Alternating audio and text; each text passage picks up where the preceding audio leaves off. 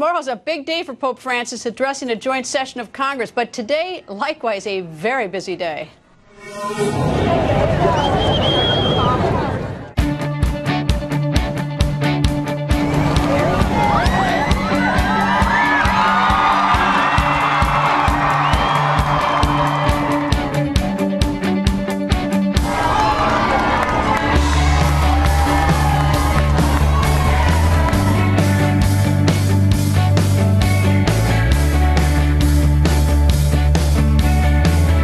Father, on behalf of Michelle and myself, welcome to the White House.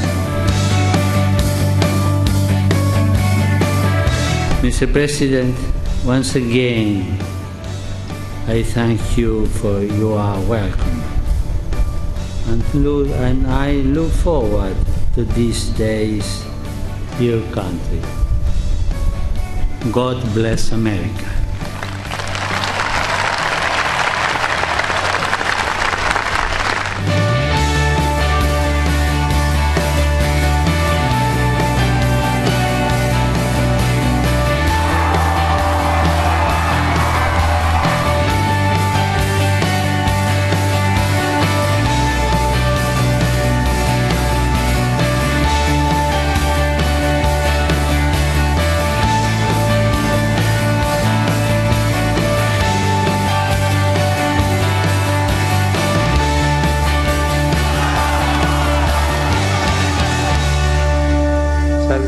Let us go forth to offer everyone the life of Jesus Christ. Well, for journalists across the world, covering a papal visit is like winning the lottery. Thousands of journalists vie for a spot to travel with the Pope.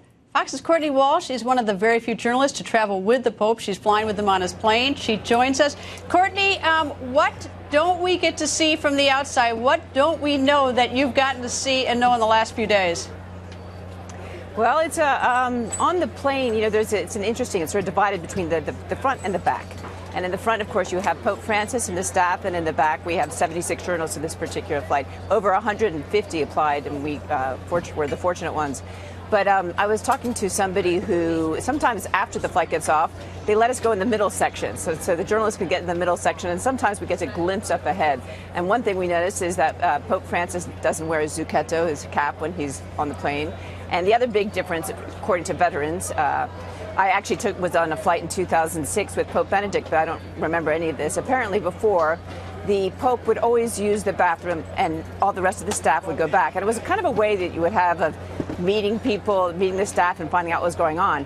Now, this Pope says, I don't need a bathroom all to myself. I'll share it. And so we don't get kind of that interaction, but one of those differences.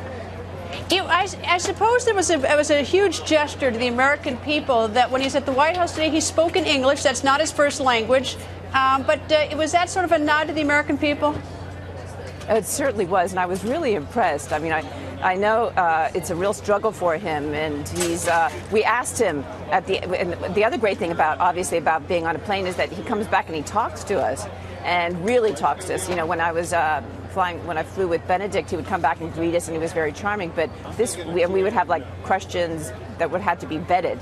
But now we basically can do what we want and ask what we want, and he's been very kind of open, especially in the early trips. Now he's, I think, gotten coached and a bit more, he's a bit cagey and learning how to say things without really saying things and not really answer questions.